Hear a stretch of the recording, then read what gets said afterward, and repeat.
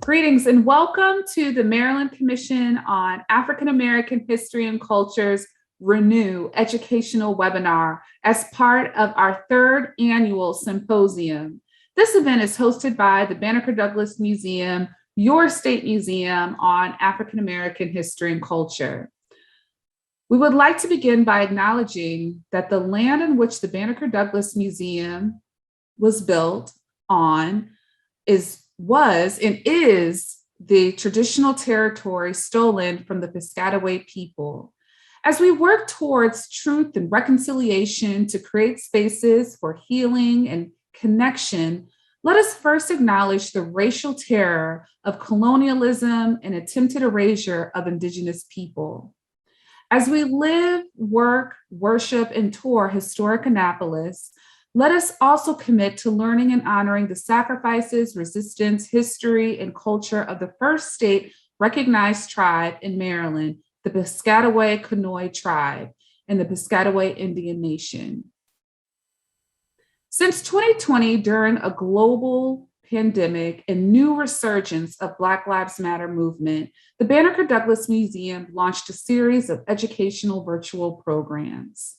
Since March 2020, the Banneker-Douglass Museum has presented online educational programs that has reached over 50,000 people through our youth conference, anti-racism trainings, symposiums, Governor's Black History Award celebration, public art programming, and more.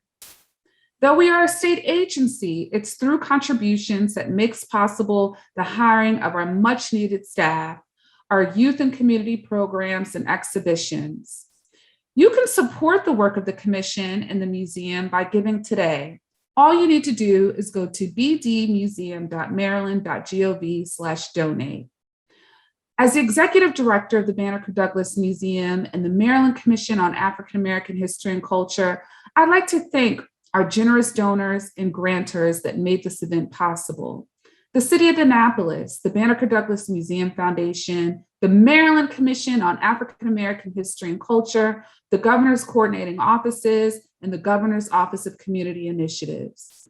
I'd also like to recognize the commissioners here today, which is Commissioner Cheryl McLeod, Commissioner Janice Green, Commissioner Dr. Edwin T. Johnson, and the many commissioners that are here with us tonight that made this event possible.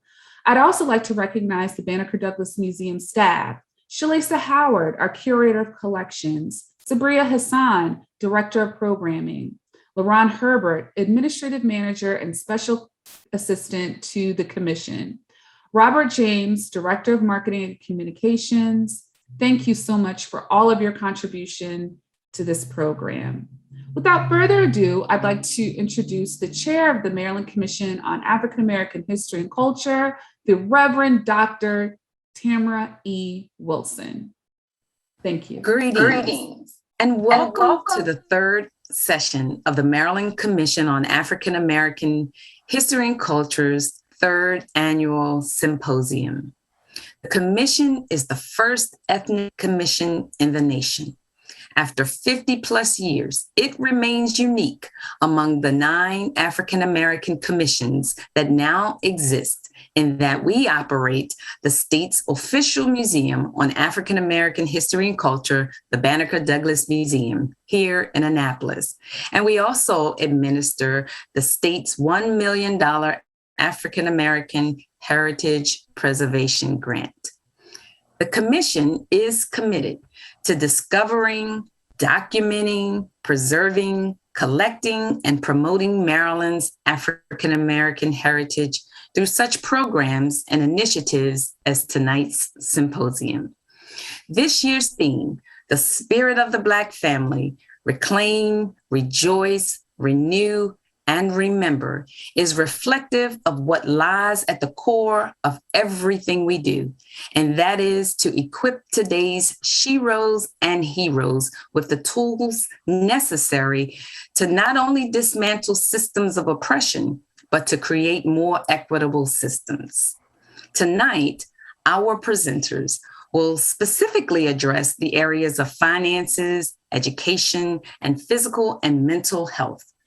As we close out this year's symposium with this final session, I want to thank each of you on behalf of all the commissioners from around the state of Maryland, the staff of the Banneker-Douglass Museum, the Banneker-Douglass Foundation, and friends for joining us.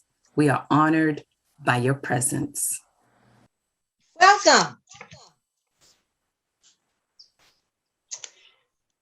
This is the third of our symposium special.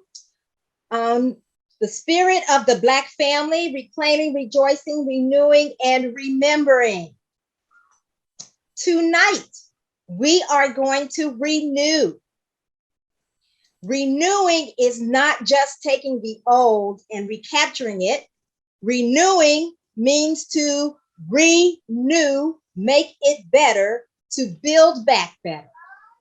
We have three wonderful women, African American queens tonight, who are going to present to you information on financial competency, physical and mental wellness, and education. So we're going to start with J.B. Bryan, and she is going to discuss financial competency with us.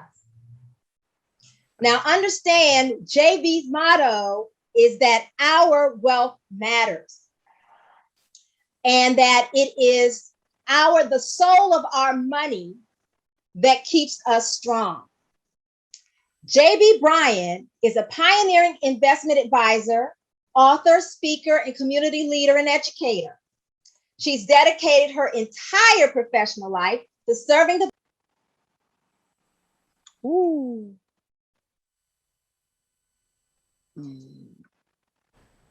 Cheryl, unmute yourself.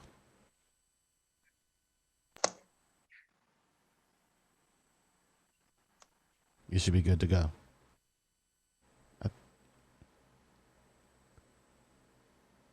Yeah, unmute. I think you hit the space bar and that mutes.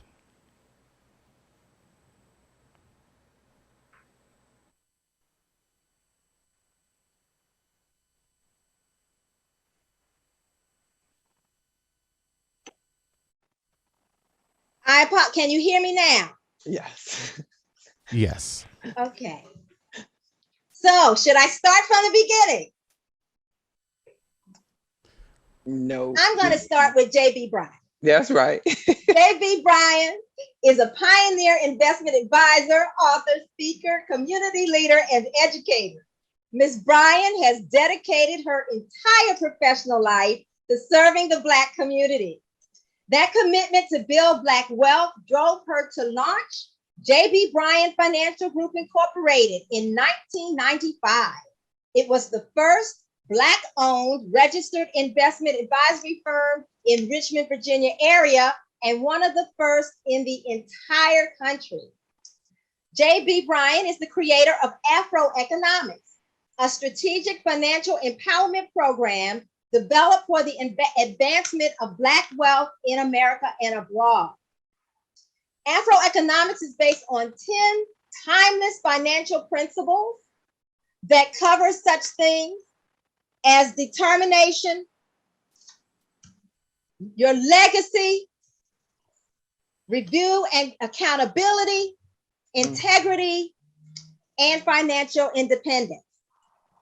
Now, I must give information to let you know she is my financial advisor, and she has been my advisor for 20 years plus.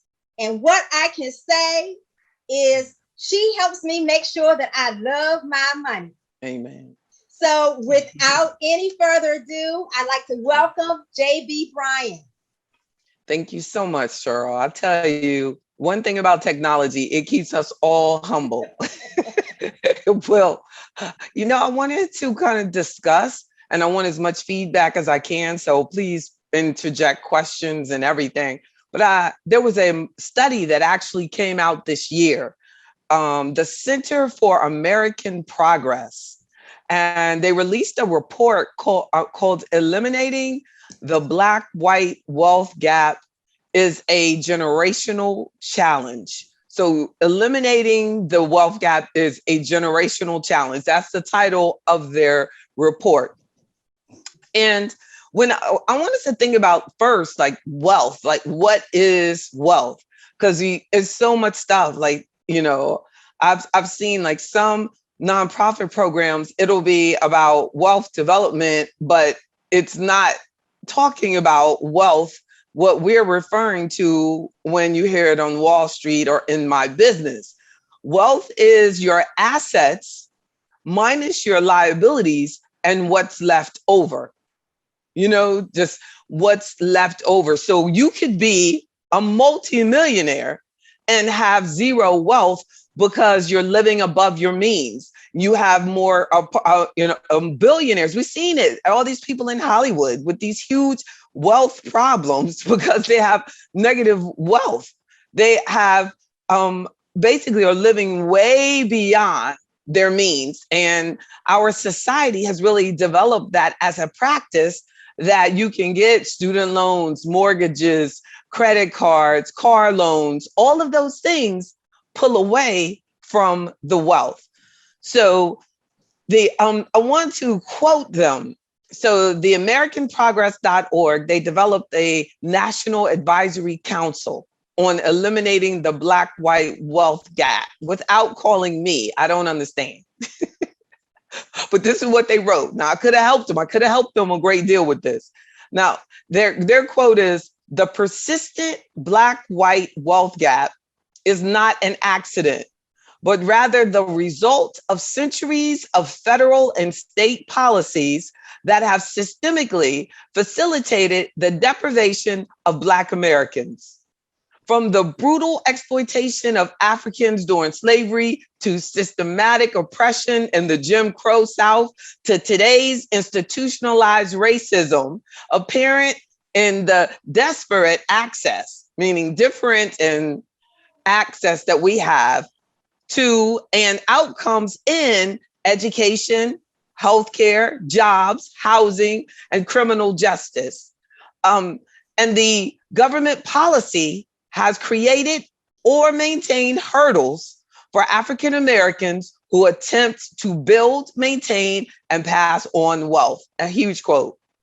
So, the persistent Black wealth gap is not an accident, is a huge statement for them to make. Now, so it goes on to say that there are some key things, about 5 of them, where my practice I really focus on. And, and when I say that I was one of the first Blacks to start a registered investment advisory firm, I was the first that actually decided to focus their business on building Black wealth. And not until now, which is almost 30 years since I started, do you see there's a movement towards Black people and getting the Black dollar. And a lot of that is on the transaction side with the no load, with the commission-free trades and all of these different platforms, these technology platforms that are transaction oriented. So we'll have yet to see, and I'll continue to do research on how does that impact our wealth. And the sad part about it is that I feel that even though there's a push to market to us, there's money that's being made at our expense because it's not helping us truly develop strong and healthy financial practices, because developing wealth takes time and an understanding of the impact of our financial decisions, not just making transactions every day or every other day. So they put in the study that and they're addressing like what's holding Black households back from achieving the American dream, they refer to it. And it says the system has always made it difficult for Black households to acquire and keep capital. They lack capital for create a persistently large racial wealth disparity, as African Americans have had less wealth to pass on to the next generation from white households. Now, it's hard to really understand what they're saying there, but I believe that they're referring to just access to money in general.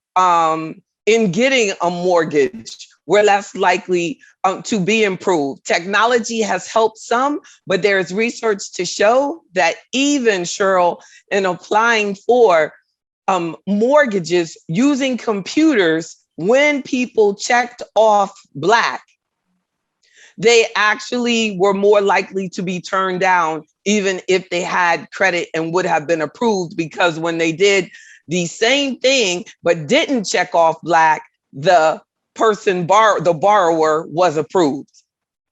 So technology, which I've always thought helped us and closed this gap, no, technology, if we don't know how to not acknowledge our color, there's still some platforms that are still discriminating against us, but they also can include it in the algorithm if it's a zip code that a Black person is more likely to live in. So technology helps, but it's not the great tool that I thought. And this is only on recent technology, how they now gotten enough years behind them to see that there's still some discrimination even when using computers. So their next point is that Black workers often face labor market discrimination, being steered towards occupations that are less secure, lower paying, and have fewer benefits. Now, and I have, seen this a lot, but we also have to know that the majority of our successful, we would say like our community that has done well for itself typically has a job in a public situation, meaning they work for the federal government or the state or a county or a city. They work for some form of municipality, because even this research quotes that the systematic obstacles to gaining access to good jobs are especially prevalent in the private sector. We're not having as much success in moving forward in corporate America. That's what I mean by private sector. Another point that they bring out is, and a big reason that I started my own business and left corporate America, because I felt that way.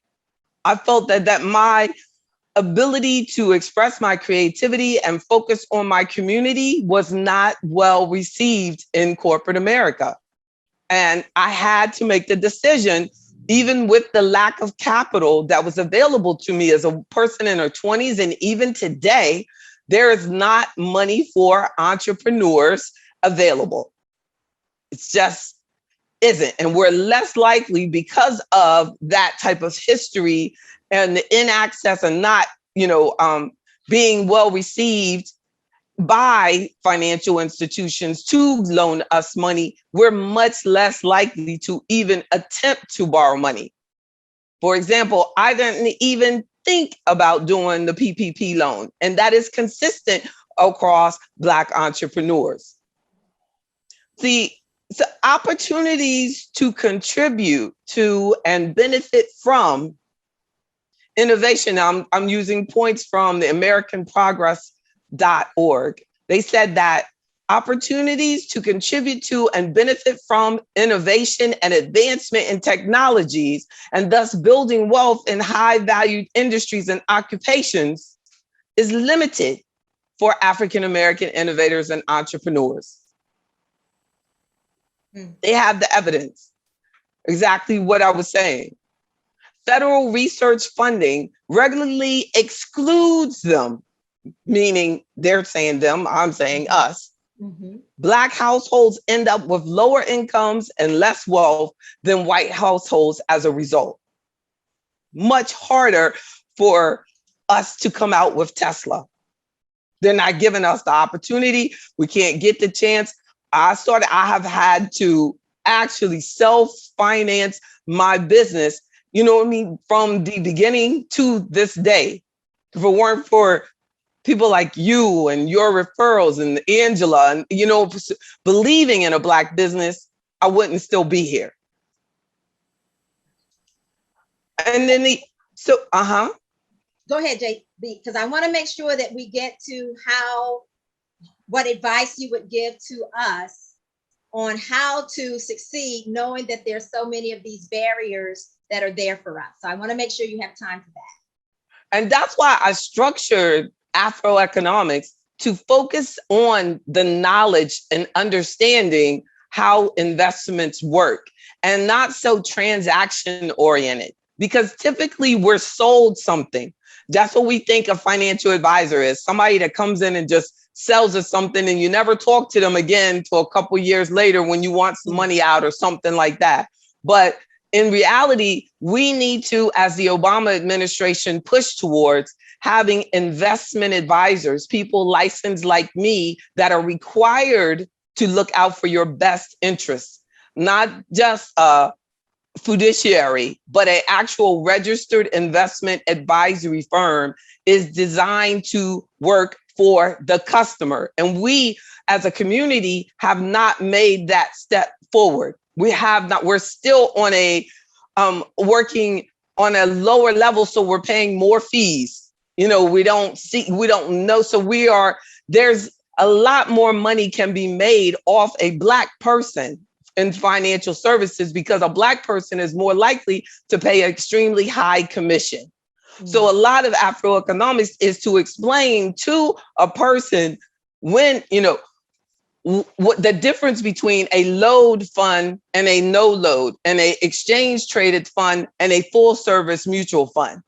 But Primerica, as an example, that same mutual fund that was available through Primerica has a 5% to 8% extra charge, but they focus on the Black community. You can go and get that same fund from the no load store or come to, you know, an investment advisor with zero markup.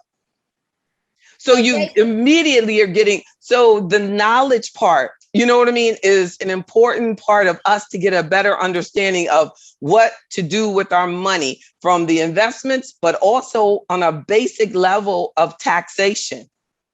So the knowledge is, you know, third principle of Afroeconomics is to focus on increasing our knowledge before we buy things all the time. So JB, you just mentioned one of the principles of Afroeconomics. Can you very quickly give us some other examples of some of the principles? And also legacy, which is brought out as a major challenge for us. The first principle is to really say, why are you doing this? What are you living for? So that we can focus on a delayed gratification, you know, that and putting that mentality into the next generation, that let's focus on 10 years, 20 years, not just tomorrow, not just what feels good today. Because wealth development, as much as we want to, and I guess my thesis there with the American Progress information is that as much as they want to blame it on the government, it doesn't matter, because the government is not going to solve our problems. We have to put ourselves in a situation of self-reliance, which is the second principle of Afroeconomics, that if you don't do it, you cannot depend on the government to make sure that the next generation and the generation after that has anything to start with. If we don't make a commitment to generational wealth, even if it's one positive dollar, because there's so many people who are dying in our community and they have to raise money to just bury them. So, of course, there's nothing positive to be inherited as far as money. any other principles that would be helpful to, let's say, just the average African-American family who has been struggling because of the impact of COVID and who have still rent to now have to pay, bills that are now coming due? How can they kind of establish financial competency or be moving ahead when basically they're now trying to pay down debts that have accumulated as a result of the impact of COVID-19? They have to keep paying it. As simple as that. They have to stay focused on that. Instead, what do I see on social media? I see people with 3 little kids going to Dubai. I don't see us doing the right thing with our money. I see the holidays coming and I still see people putting things on credit cards that they have available when companies are not hiring people back. Computers have replaced a lot of the jobs. They don't need us anymore because this administration is allowing a lot of jobs to be outsourced to other countries. So there's jobs that aren't here anymore that are gone. So we have to retool ourselves, get our skills together, consider entrepreneurship, which is the 7th principle of Afroeconomics. And every Friday I do workshops on building your own business. I said to my group on last Friday, I said, imagine if you were me, if you didn't have any other source of income but what you make from your business, all of a sudden you would start working again. You would start working again. Too many people have backup income in a little business that they don't take their business seriously, but that's where you can never be fired from. Nobody can fire you from your own business, but you can quickly be cut off the list at another company. So we have to, and I also want to throw in as a tip that if you work for a company and they have a pension plan and they get rid of the pension plan, which I see happening all the time, quickly consider getting another job, because now your future is completely in your hands. And one of the biggest helps to closing the wealth gap has been pensions, and now they're going away. So if you don't have that certainty at that job, and I see it all the time, people retiring and the company stopped their pension 10 years ago. So they have this little bit of check coming from the pension and they never learn to save into their 401k aggressively, correctly. And when I say aggressively, not with investments, but I mean saving at least 20% of your income, saving at least. And when I say that to people, they're blown away. 20%? Is she crazy? But we have to get to an attitude of, I have to put this money away because the companies are saving money. The companies are trying to increase their profits in any way possible, and they're doing it through cutting your benefits. So be conscious and consider. I have a complimentary free Afroeconomics membership, and everybody should consider joining. I call it no excuses, because you have no excuse. No excuse to not put yourself in a position of getting all the financial knowledge. Like today, I just sent out an alert that Social Security is going up by the highest percentages in the last 40 years. Everybody needs to know that type of information. Put yourself in a position to get it. Thank you. JB, I would like you to speak one moment about your sunrise service that you provide for us at 7 a.m. on Sundays. Yeah, sometimes people think that God says it's okay for you to be broke, but it's not true. So I just bring the 5th principle of Afroeconomics is including God into our financial decisions. And it allows me to, like last Sunday, I talked about debt. And we are not supposed to be stressed out over debt all the time. We're not supposed to be materialistic from a godly perspective. We're not supposed to be just surrounded by stuff and have an empty, unpeaceful life because you're constantly having to pay for some material items, over and over, paying 2 times as much because you had to finance it. So the Sunday mornings are to just go on some basic biblical principles and use that as a view of our finances. And as a people, we do believe in a higher spirit who we have to answer to. Yes. And so the experience I have is that you actually help me to focus how the decisions that I make financially, personally, have to be God following. Amen. And it's so much easier to do it when you know that I've already been told to do this. And also, like, I love that you're having the health component here, because the 10th principle of Afroeconomics is Black health and Black wealth.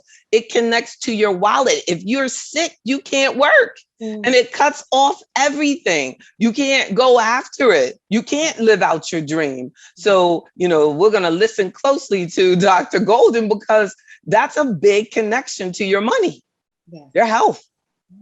Thank you, Cheryl, so much for, those are some really great questions. I appreciate that. JB, we do have a question in chat or a statement. Can you speak to the wisdom in using student loans?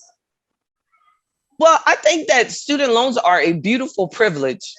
And I was on a radio interview on Monday, and someone was talking about how much their loan payments are and stuff like that. And I was sharing with them that when you start a business, I started my business in my 20s.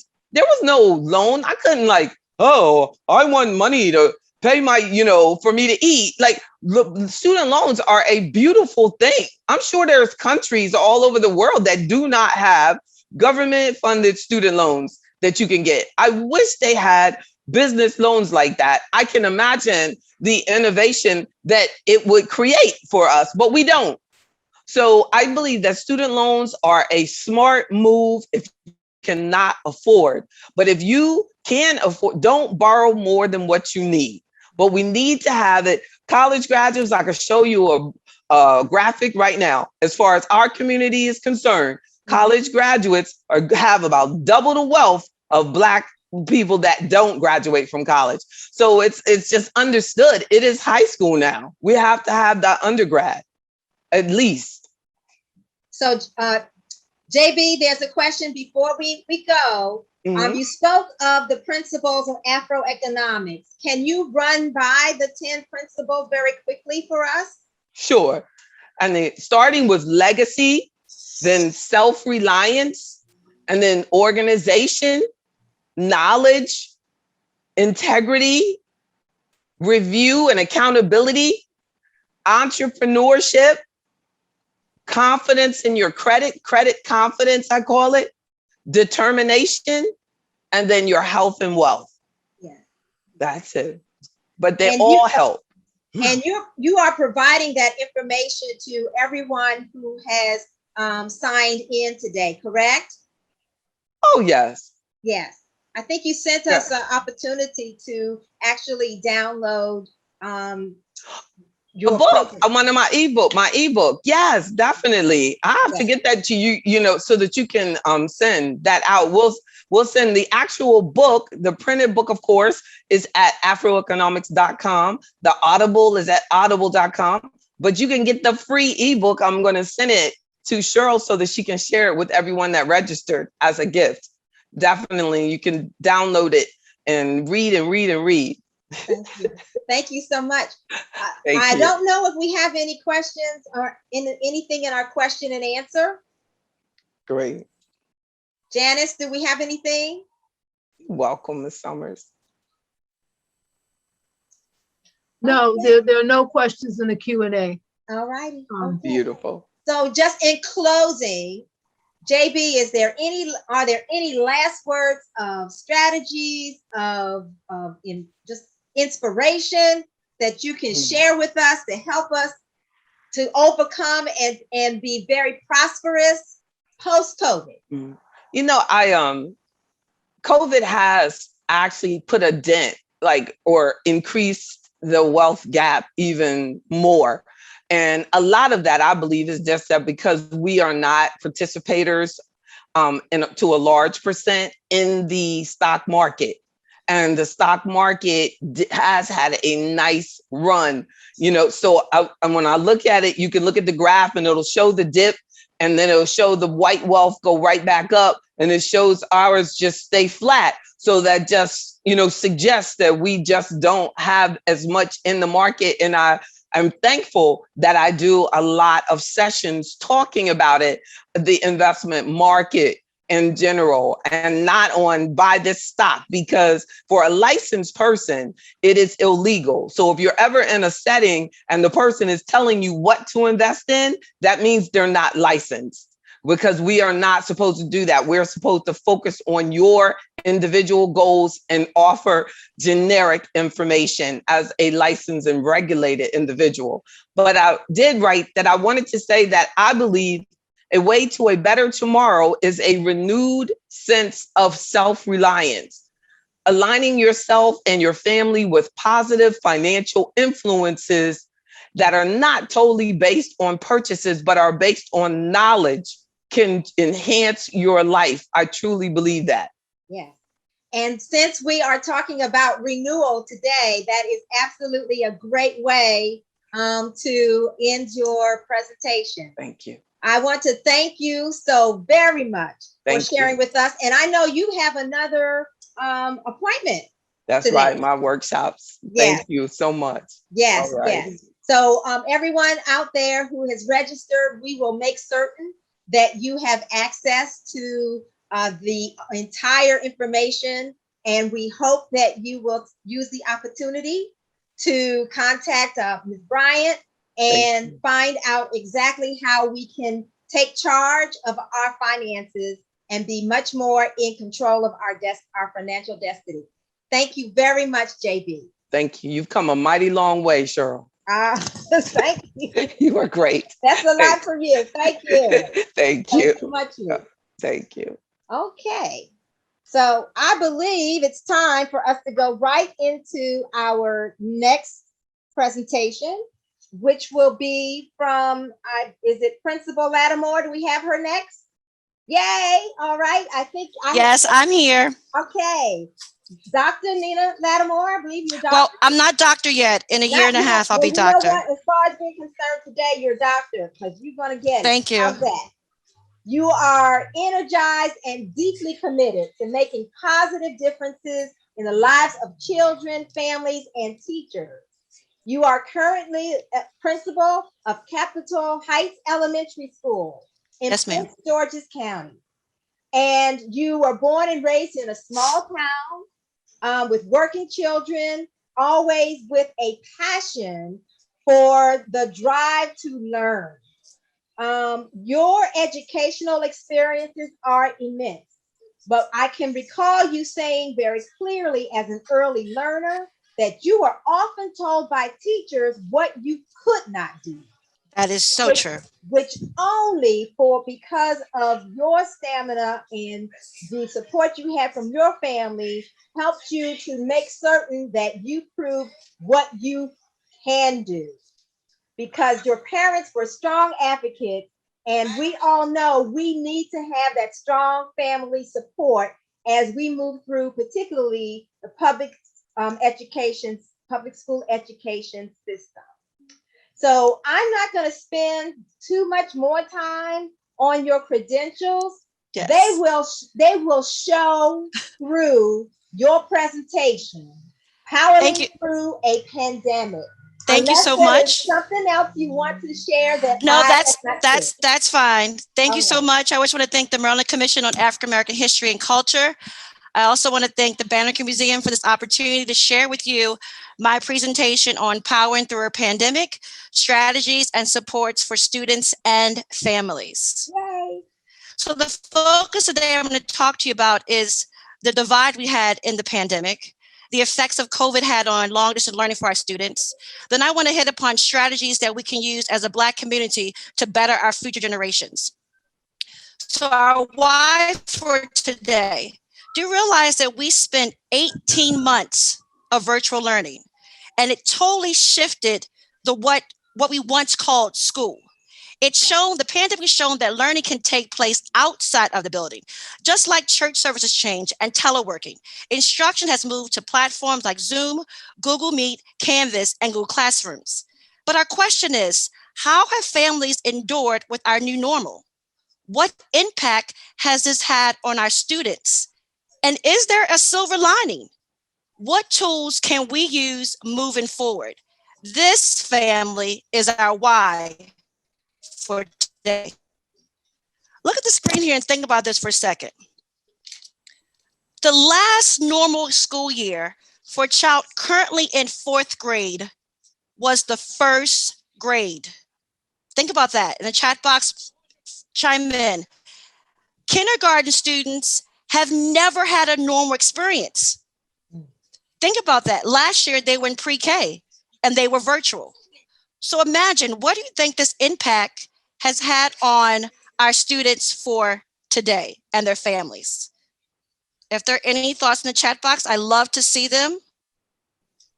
Oh, it's not there yet. Okay. If they are, please chime in. I'm just going to keep on going with the presentation then. But I love seeing just any comments about in terms of how this pandemic has really shook our families. The digital divide. I'm going to show you a picture here. I want you to look at the things you see on the screen. How many of you can actually name the tools on this screen? I'm going to give you a minute. How many of you can actually name some of the items, the technology tools that you see on the screen? Okay. Ms. McLeod, can you give me a chat book answer if you see one? Okay. I'm having a challenge in reference to. Okay, I see a getting the couple chat. coming I'm up. sorry. I can do it actually. I got it. Okay. Communication. Okay, someone. Thank you. Thanks, Okay, Jen. good. Kahoot, Skype, whiteboard. Okay, correct, right? Now think about this. I'm gonna show you what they actually are. This here is a voice amplifier that she's using. This here is a student Chromebook, which you may have heard of. This here is an iPad. Of course, someone said a whiteboard, but these chairs around here are what we call flexible seating. And of course, here in the middle, we have all our technology tools. You're right. Kahoot, Seesaw, Flipgrid, and so on that our students use. But imagine if you never had these devices prior to the pandemic. Imagine. That's where our divide came in as a community, that there was a disenfranchisement in terms of who had what materials. And we know that many of our schools did not mirror this. When the 2021 school year started a few years ago, only 40% of kids in K through 12 were in districts where they had a one-to-one computer, okay?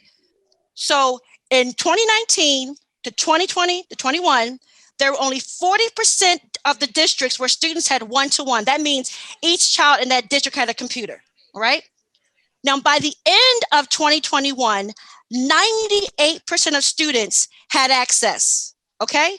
So while they had access, those districts that did not have those items in place were now playing what we call catch up. So it became an impact for the teacher trying to learn the device, as well as the student trying to learn the platforms as well.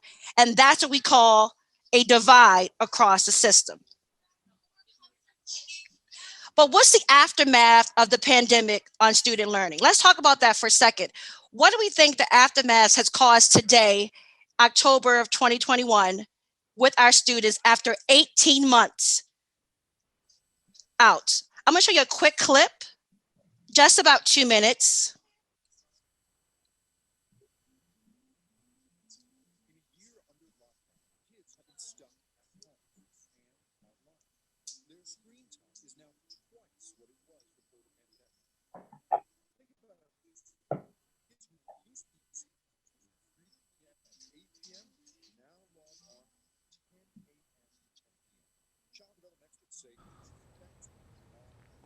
There's no audio on the clip. Okay, do we see that there? The effect, and the once I want to share to everyone that the slides that I'm sharing here today, I will be given to Ms. Green for future reference. You may use them and share them with family members and educators around as well.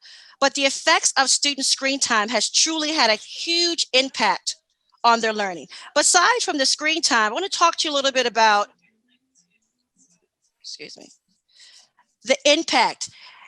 Students entering school this August were 5 months behind in math. So if there was an achievement gap already from our students prior to leaving, the gap has now widened, okay? So the fallout for this is not just 2021. The fallout of the pandemic affects generations if we don't get a hold on it. The second piece of this, we know the majority of our students that are in predominantly Black schools, they have now ended and coming in with 6 months of unfinished learning. Okay, and this data comes from McKinsey and Company. It came out back in July of this year. And so that has been a huge impact for myself as a principal of trying to move our kids when they've lost such a time during this pandemic. So let's think about this quote. Unfinished learning is real and inequitable. What do we think that means? Unfinished learning is real and inequitable. I'll take a look just to see if there are any thoughts. Oh, is my volume not loud enough? Oh, can you hear me now better, guys? Okay, I think that's good. All right, thank you. All right, so let's talk a little bit about the impact of this. Now, I shared this slide. I shared this slide with you in terms of the 5 months behind. But here's an actual example here, right? You look at the 5 months behind and then look at the annual income of the family. Look at the family income. So who is this impacting? And we talk about, predominantly urban school districts. It impacts us. And so as the data revealed that future generations, if we don't tackle this, we will continue to find the same. So look at the economic gap, the same way this company just found out the economic gap in terms of students and where their achievement has been since COVID, right? But there's light at the end of the tunnel, and that's where it comes as our community, what we should do in terms of this moving forward. I'm going to show a quick clip of what it's like now in the school system, just to give you an idea for some sense of humor, because I know what I just shared could be a little depressing, but there is light, and that comes from all of you or here. So here's a quick clip.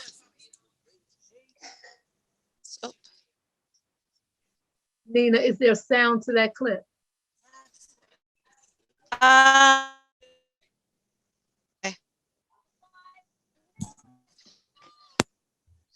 Now, guys, can you hear the clip now? Vaguely. Okay, there you go. Can you hear it now? Okay, 1 second, because my Wi-Fi kind of went low.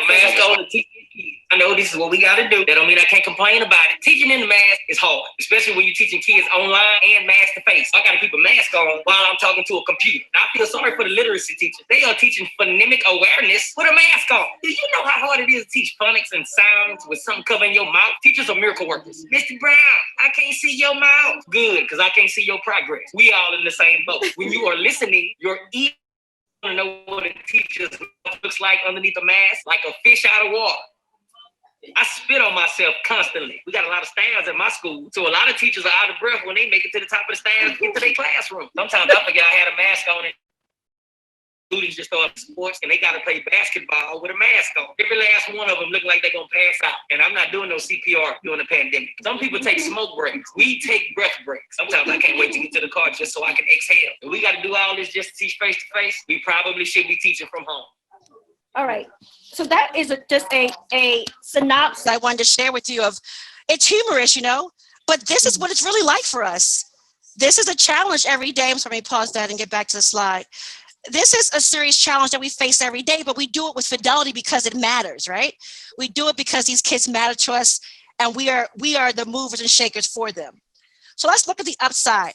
Moving forward, how can we help our students and families post-pandemic? Post-pandemic.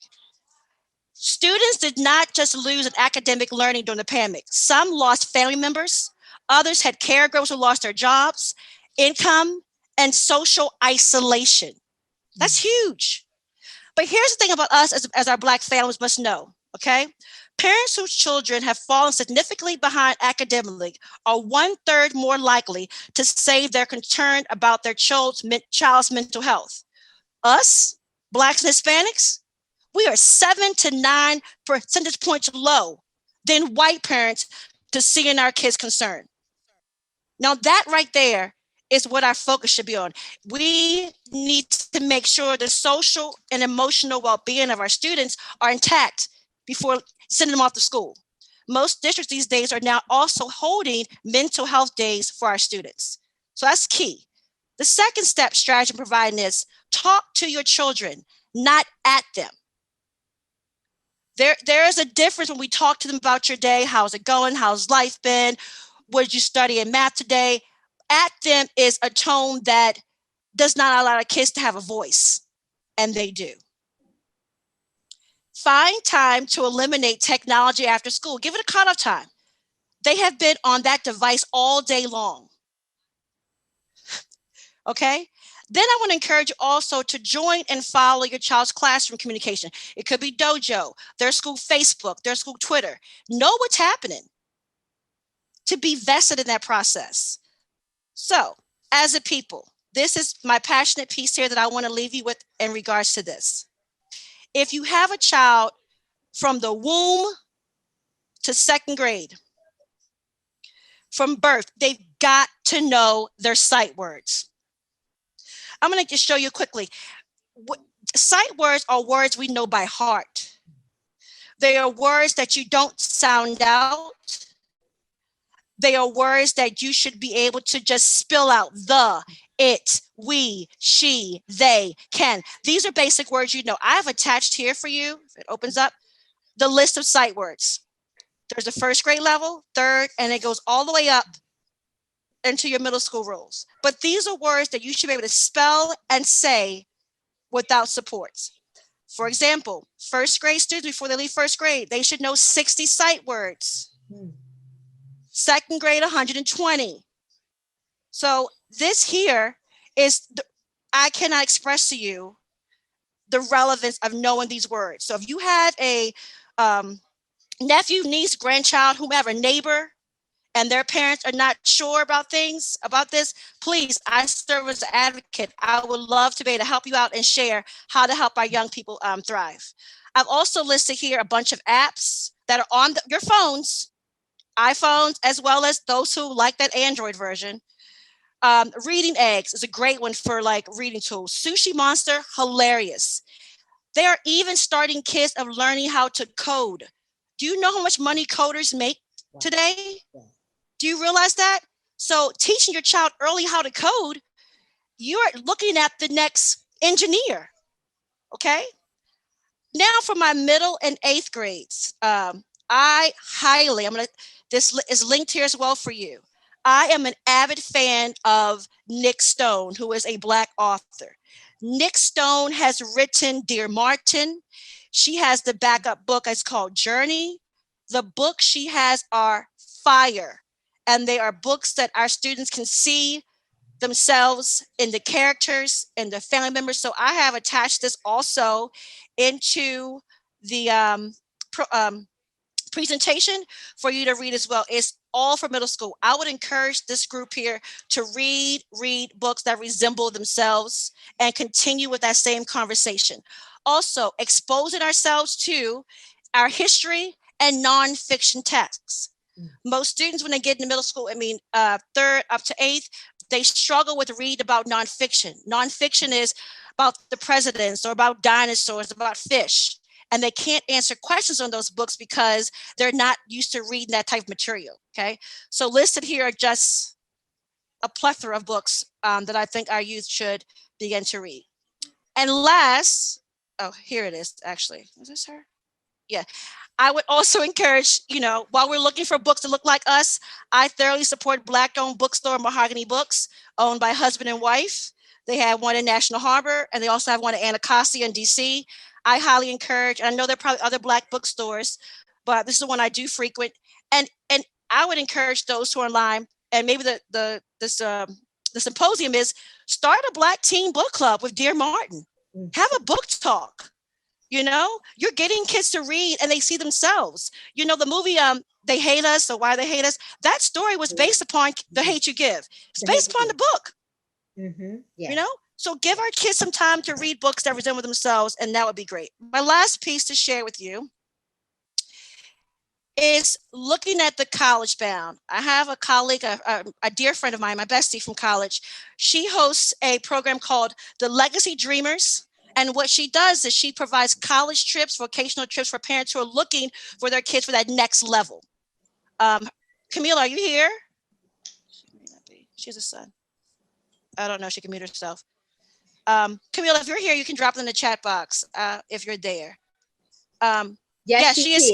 Yes, she's there. Camilla, you want to talk a little bit about the Legacy Foundation, please? Can she? Yes, she can. Please. Oh, okay. Go ahead, Mila. Chicago. This is a webinar. Mr. Reed would have to bring it in. Sorry. Oh, I'm sorry. I said yes before I knew. It's a webinar, so she's an attendee, not on the panel. Oh, gotcha. Okay. So I'll speak for Camilla. Text me and I'll share what you're going to say. What I want to add is that her foundation looks at assuring that our students who are in higher education go off and into college. Ms. Jarvis, is her maiden name, has planned numerous trips. She meets with parents. She provides tutoring time for the students as well. So you may also, if she can put her email in, if you want to learn more, please, she'll drop it there, and you can follow up with her if you are looking for college-bound information or just opportunities to learn more about the process through her. And thank you, Banneker-Douglass. Yes, the books are great, and the read alouds to grab. But so yes, I just want to thank you all for giving me the time to share with you my passion for educating kids that look like us, our minority students who are Black, my kids that look like us. You can email me anytime if you have family members who ever in need of help because they don't understand what's going on in their child's school, or they do not understand their child's reading scores or math scores, and you need support. Email me here, ninalattimore@gmail.com. And I thank you again for having me a part of your symposium. Thank you. Principal Lattimore. Oh, hallelujah. I have a couple questions. Okay. Let me first see if there were any in the Q&A. Janice, were there any questions in Q&A? No, and in the Q&A, people are using what with which they are familiar, and that's the chat. Yes, and most of there's great information that's in the chat. So I have a few things for you. I think we have some time. Mm-hmm. Speak to us more about how important it is to have middle school books that look like us and that share our middle school student experiences. Right. There's a plethora of elementary books that are out there. Correct. But that middle school book I showed you from Mahogany Books, that young adult books, kids need books that they see themselves in. Yes. In my time coming up, we read Sounder. Yes. My students today are reading Dear Martin. They're reading the Secret. They're reading that because they have to be exposed to that. They need to be exposed to their authors that look like them. There are characters that speak to them. There are communities that they're from. They have to see that. Yes. It's almost like a student having a Black teacher. Yes. Or a teacher that resembles them, right? There can be at times a sense of understanding because we have a similar vibe, right? Yeah. So that could give a feeling. So when a child reads a book and that character is like them, I think it creates, the vision. They are elated to express that. So I do see a question in the chat that I could answer. Okay, go right ahead. It says any recommendations or tips to pass along to parents who are not generationally equipped to support their children emotionally, as you mentioned. What can a community nonprofit organization do to support those parents? So one of the things when I was saying, I get it, right? So we not, that's not all of our strengths, okay? And when I talk about the wellness piece, I talk about what the main thing I would say is give time, right? If their child is not wanting to speak or not ready to share or in a mood, give it a moment. Not everything needs a comment back. Not everything needs a tick for tat. It's just like, okay, I'll give, I just say to I don't have kids, but one day, I'll say to my students, I'll give you 10. And I just walk away. And when you're ready, I'll come in. And I don't allow any time. Also, I would say this, try this. The YouTube 2-minute timer of relaxation music is a gem. You put it on and it's just so soothing that it calms everything down. Oh, community organizations to support the parents. One thing I would say is to have someone like myself come in to speak to your organization about the apps our kids use. What BRB means, that means be right back, or TBH, to be honest, to know the lingo, right? To show you about what TikTok actually means, right? You may want to be on TikTok, but it's also a cool app to do. So I think it would be good for nonprofits to create workshops for parents who just don't know. And don't know because they don't want to know, but are just not apt to do so.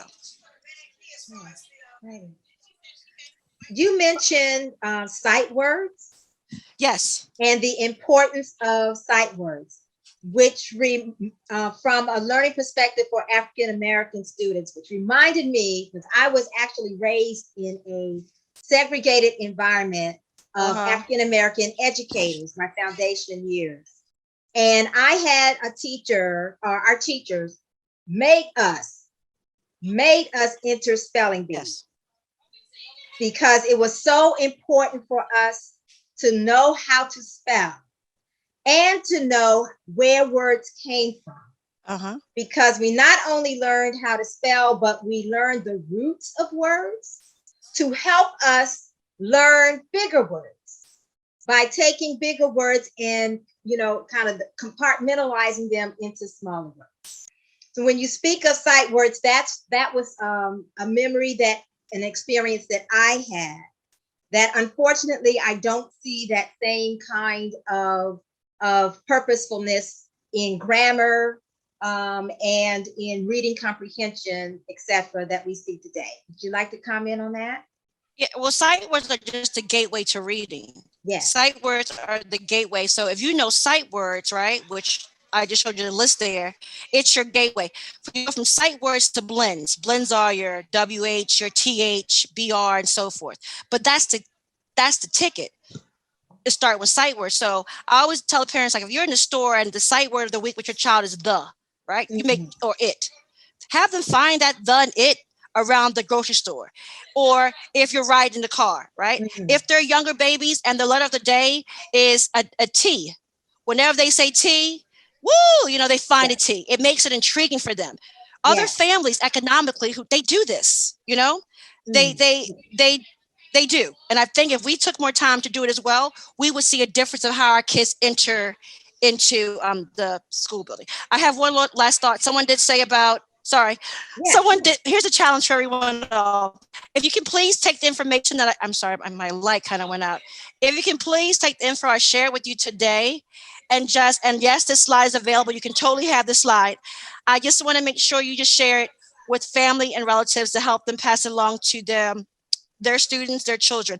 And lastly, someone in the chat did talk about Afro-Hispanic, and yes, that is true. My shirt says "Si se puede," because I am also a fluent Spanish speaker too, learned when I was 12 years old. So we are rooted across all cultures. And so I challenge us to make sure the next generation is rooted too.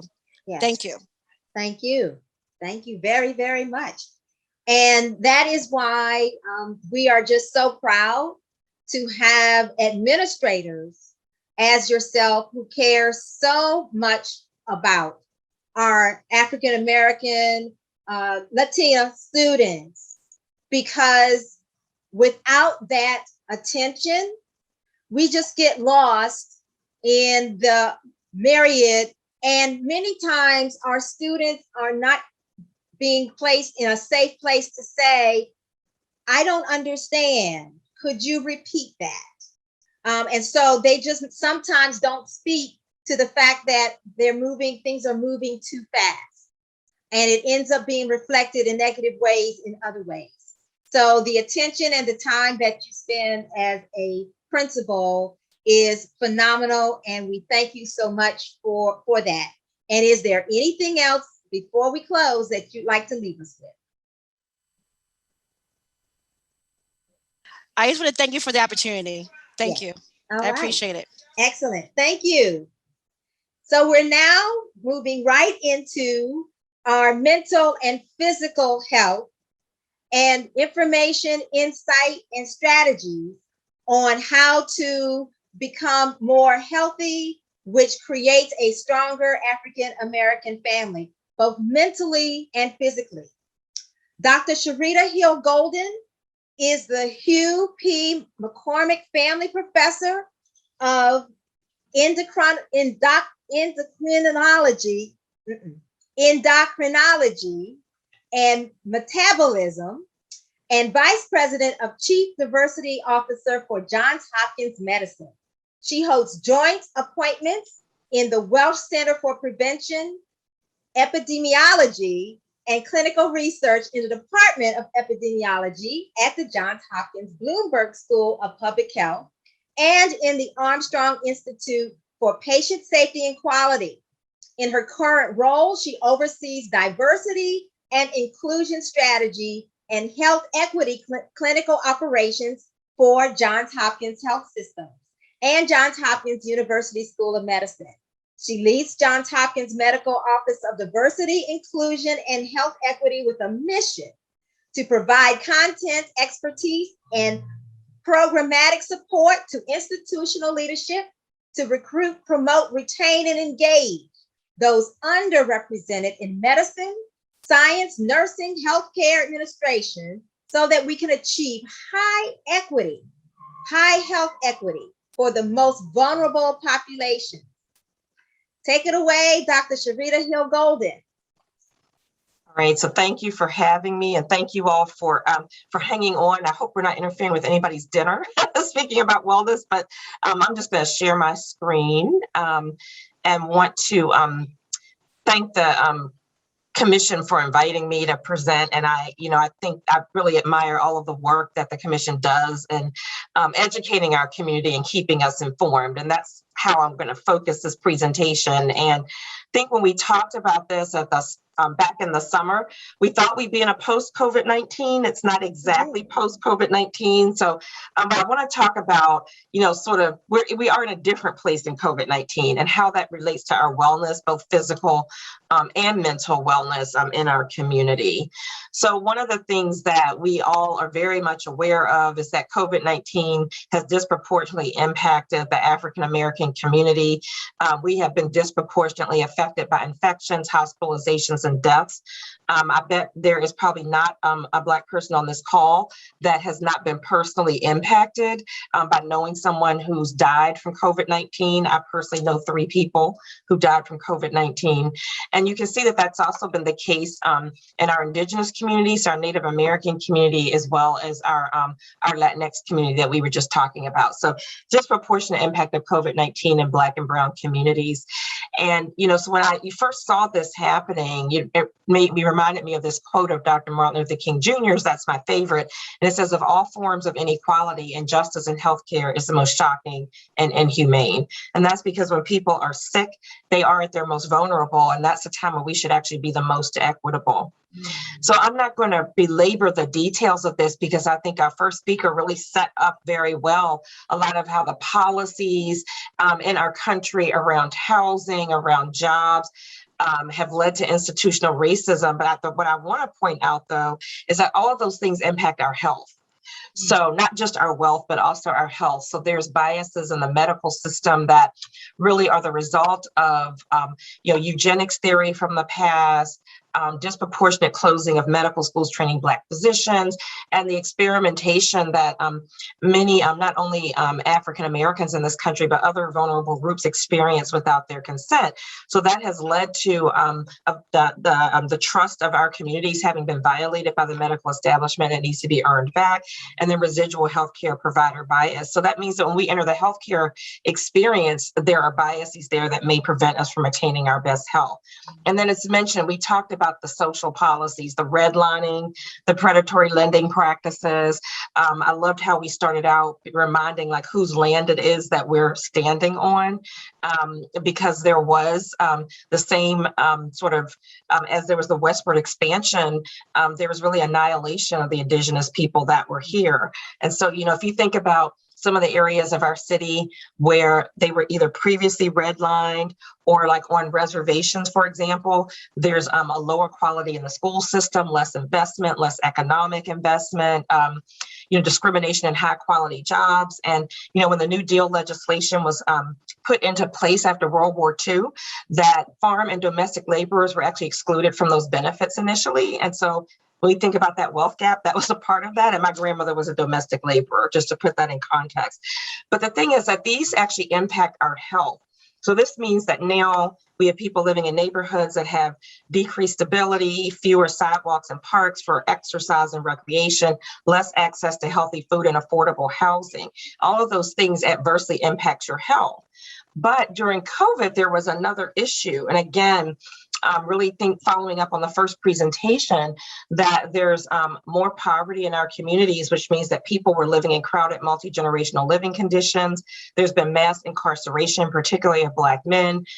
There's increase of African Americans being employed in the service sector, public transportation, all of these areas that were really on the front line during the pandemic when we didn't know as much about it and there was limited PPE. So they had increased COVID exposure. And so what that means is, in addition to already being predisposed to these diseases like diabetes, heart disease, hypertension, and asthma, from all of these factors that we talked about, we also had increased COVID exposure, and that led to disproportionate deaths in our community. So the one thing, though, that is interesting with many infections, you get the infection and then it's over. And what we're learning about COVID is there is now a long COVID. And some of you may know people that have long COVID or have heard this discussed. The formal name for it is post-acute sequelae of SARS-CoV-2 infection, or long COVID. And we don't really understand fully what causes this and why some people get it and others don't. It also doesn't seem to be related to the severity of the infection. So you can have a very mild case of COVID and experience long COVID. You can have a severe case of COVID and recover and not experience long COVID. So just to show you just in a picture, like the timeline of what happens when you're first exposed to COVID and get infected, a little before the people start becoming symptomatic and it can be picked up, the viral load is rising in your nasopharynx, so sort of in the nose and throat area, and it can be isolated from your respiratory tract. And then people start likely experiencing symptoms about 5 to 7 days after that exposure. And that's when you have the positive PCR test that picks it up again in the nose and throat area and the respiratory tract. But, there's a thought that, it lingers. It can actually take about 4 to 6 weeks before that PCR test is fully negative. So there's this PCR positive phase, which is during the acute phase. Then the PCR becomes negative. So that's this post-acute phase. But there's this acute ongoing phase that even though people have cleared the virus, they have these multi-systemic effects. So fatigue, decline in quality of life, muscle weakness, joint pain. From a respiratory standpoint, shortness of breath, cough, persistent oxygen requirement. From a mental health standpoint, anxiety and depression, sleep disturbances, post-traumatic stress disorder, cognitive disturbances, brain fog, not being able to focus, as well as headaches. And then from a cardiovascular standpoint, palpitations and chest pain, a predisposition to developing blood clots in the legs or in the lungs, and chronic kidney disease, and even hair loss. So if you think about it, we're just at the point where we're seeing people who have had COVID-19 for more than a year. So we are still learning and trying to understand what is causing long COVID. So again, this is just a more comprehensive list of symptoms. But, as you think about and look at this list of symptoms, these are things that impair not only quality of life, but, ability to work, to reach her, normal family life and things like people were participating in before. So the National Institutes of Health has actually commissioned a study, this is funded, called the RECOVER study, which is researching COVID to enhance recovery. And the whole purpose of this study is to identify people who have long COVID and follow them over time to understand what is contributing to this and making sure that that is a multi-ethnic cohort. And so here are the questions they're going to be asking. And really, there is an observational study monitoring board that I've been asked to sit on. And some of the things that we're thinking about is making sure that, policymakers are aware of how this is impacting people, supporting organizations. It includes people who have long COVID and their caregivers, as well as researchers and healthcare providers. But here are some of the initial questions. What does a spectrum of recovery from SARS-CoV infection look like across populations? We have no idea right now whether this is more common in Black and Brown communities than other communities. How many people experience those symptoms? What's the underlying biological cause of those long-term effects? What makes some people vulnerable to long COVID but not others? And then finally, is it that the infection triggers changes in the body that increase the risk of other chronic conditions like diabetes, heart disease, depression, anxiety? So these are all of the questions that hopefully in a year or so we'll begin to have more answers.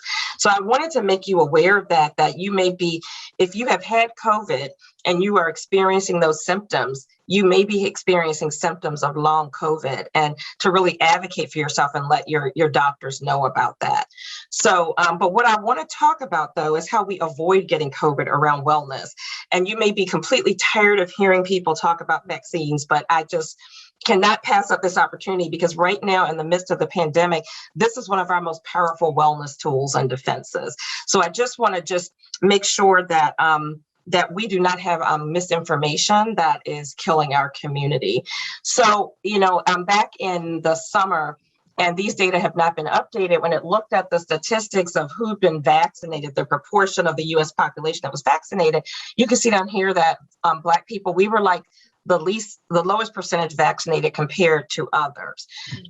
Now, I will show you in the state of Maryland, and for whatever reason, my slide turned out funny. So this is the white population, this is the Black population, this is the white population, but we're actually doing pretty good in Maryland with our Black community getting vaccinated relative to other states that I've looked at. There's a map on the website, and it'll actually show you by race and ethnic breakdown in different states. So across the entire state of Maryland, 70% of our state have received at least one dose, and 64% have been fully vaccinated. So that was as of last week. So Maryland is actually doing fairly well. But, again, if there are people who have not been vaccinated, I think one thing to recognize is that different people have different reasons for not being vaccinated, and your approach and the approach to sharing information with them and addressing their concerns needs to be different. So the American Hospital Association and Kaiser Permanente have suggested engagement strategies. So, there are people who are just steadfast opponents. They're like, I'm just not doing this, and I don't care what you do, and you're not going to make me. And then there's the healthy independents who are like, well, that's fine for everybody else, but like I do yoga, I eat well, it's all fine. You really have to invest time in really talking one-on-one with those individuals and addressing their concerns. And then there's these categories they call the concerned skeptic, the indifferent individual, the cautious supporters, and the reluctant vaxxers. They just need motivation. So providing reassurance, answering questions, highlighting the risks, and answering questions, providing opportunities to interact with healthcare professionals to get questions answered. And then there are the people who are the vaccine advocates, and they can inspire and help to really become important community messengers for those who still have concerns and questions.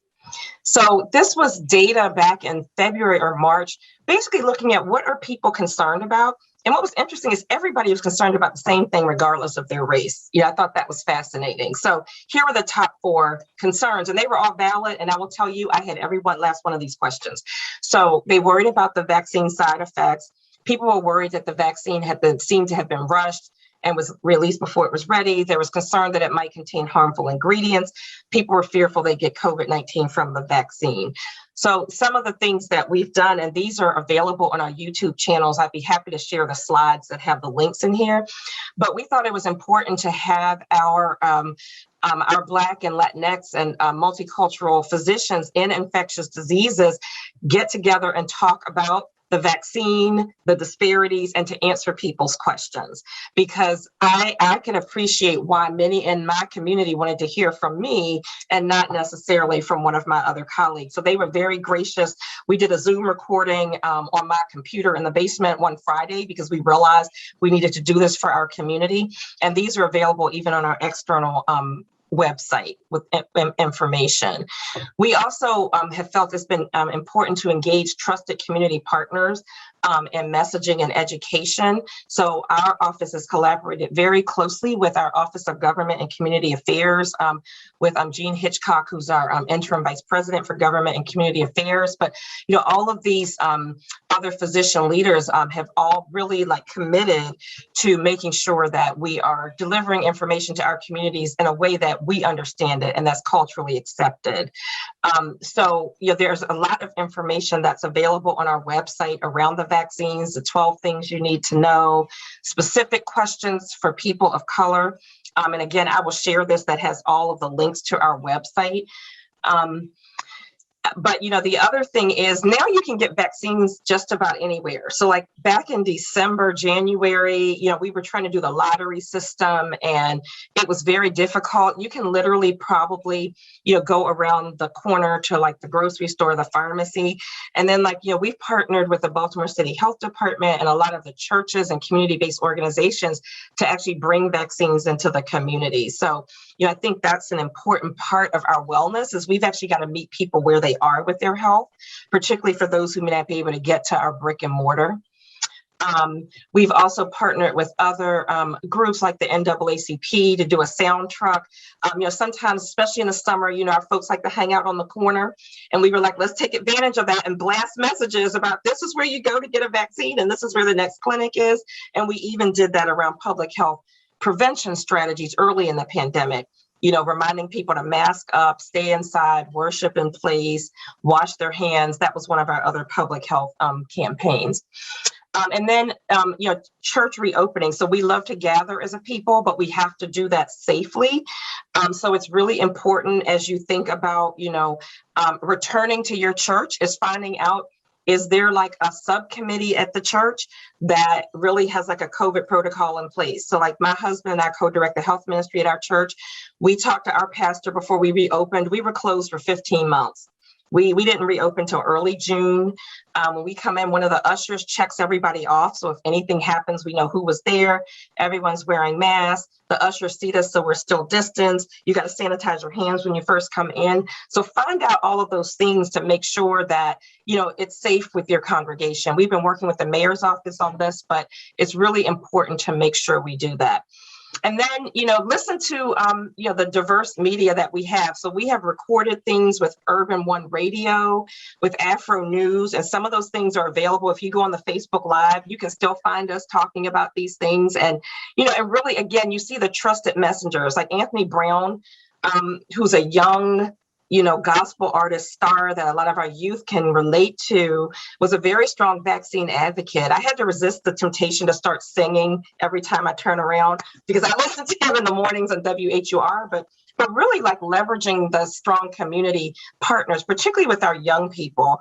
Our young adults and middle-aged individuals are still questioning things, so we need to make sure we're reaching them. So this was a Afro News program that was done. And again, you can find the recording with this information where comedy was inserted as well as, information. And this again was targeted to a younger audience.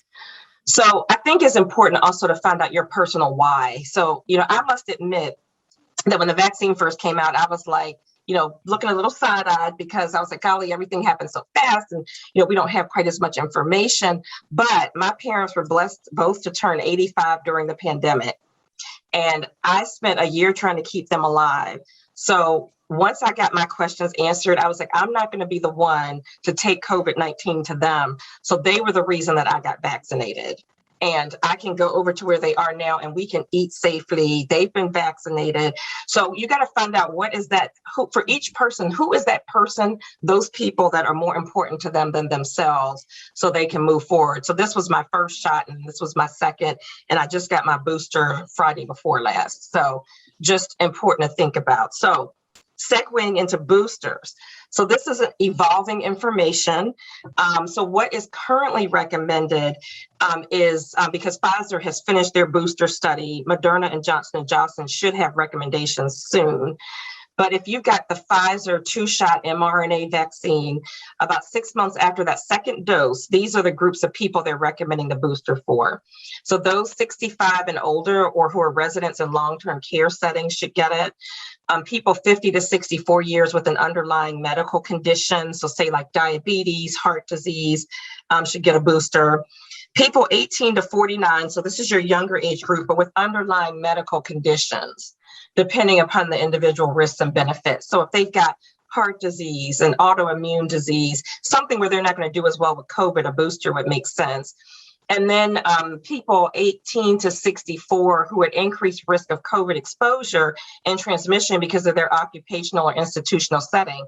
So working in food services, environmental services, healthcare workers, that's why healthcare workers were recommended again. So any kind of setting like that where you're at risk of exposure is getting a booster makes sense. And again, we're still awaiting recommendations from Moderna and Johnson & Johnson. So I want to talk about 3 other areas of wellness focus. So, the vaccine is that's like our defense now. That's the way that we can, protect ourselves, ensure, our wellness. Even if you contract COVID, if you've been vaccinated, you're almost unlikely to go into the hospital and die from COVID-19. So not that severe COVID like we were seeing initially, but I can tell you, having had a couple of close calls, that these vaccines are very effective because with the Delta variant circulating this summer, sometimes we were likely exposed even not being aware, and so the vaccines have been very effective. So I do want to take a minute to talk about mental health, because whether you've had COVID or not, this has been a very, very challenging 19, 20 months, particularly for African Americans, because we have actually been dealing with 2 pandemics. One had been going on for 400 years, and the other started in March of 2020. And so it's almost like we had the pandemic, and then we had the George Floyd murder and subsequent unrest, like all colliding at the same time. And one of the things that our Office of Wellbeing noticed is that they acknowledge that everybody in our organization, for example, is not recovering from the same thing. So as we think about that, there are many things that we have all seen and experienced during the pandemic that we can't unsee.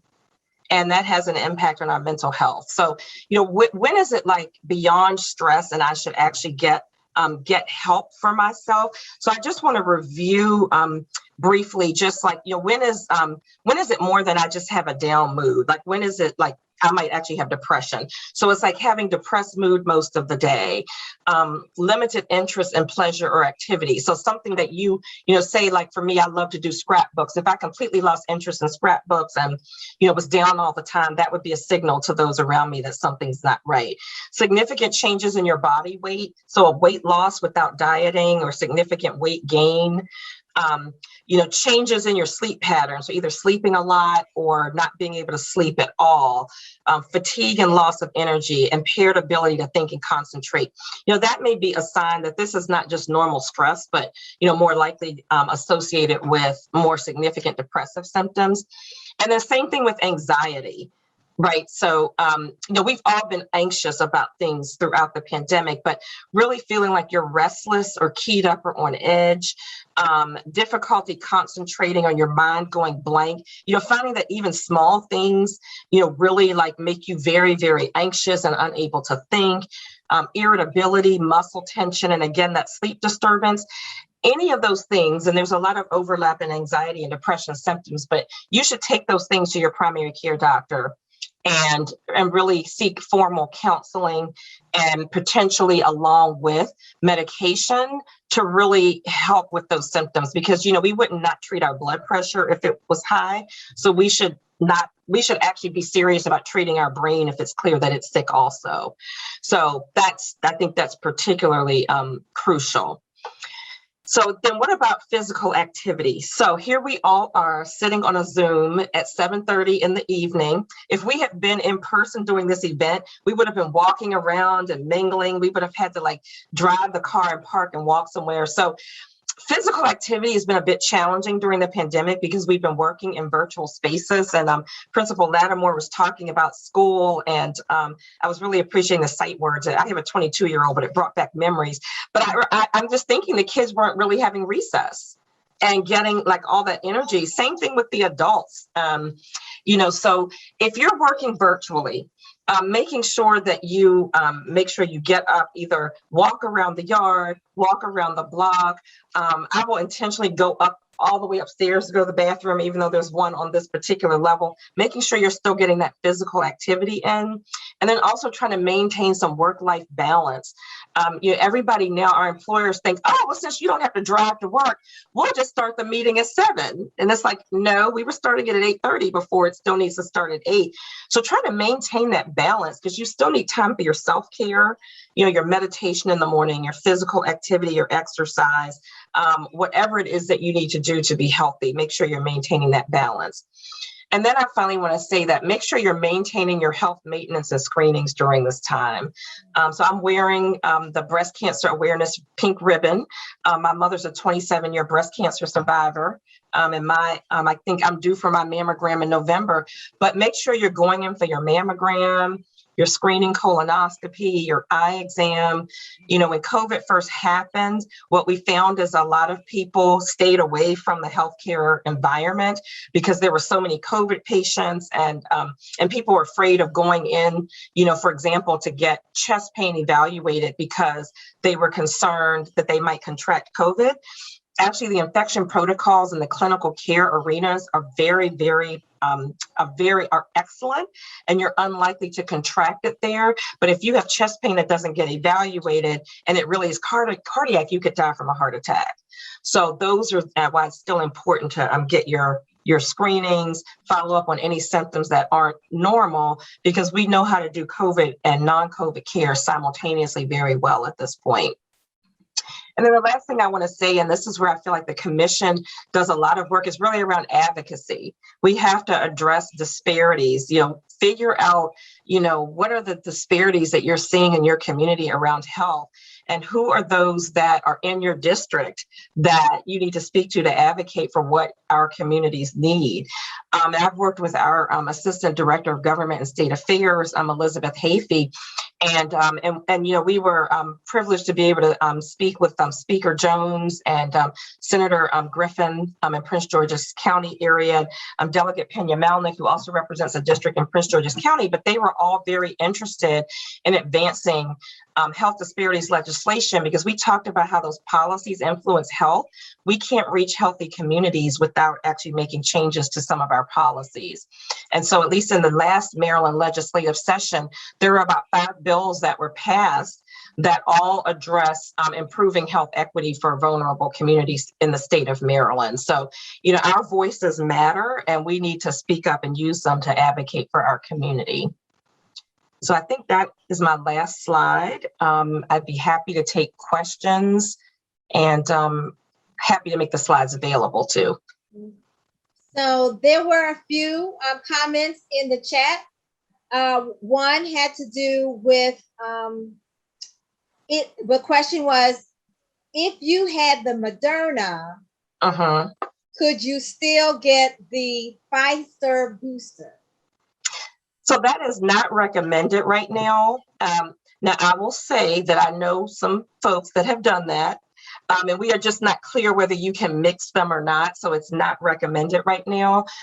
We do believe that they are putting information, Moderna is getting their information together, though, about their booster to discuss with the FDA. So hopefully we'll be hearing something soon. but that's not recommended right now as of yet. Gotcha. There's also a question about antibody, is it titers? Titers. Mm-hmm. Titers. Where do antibodies come into play when deciding on boosters?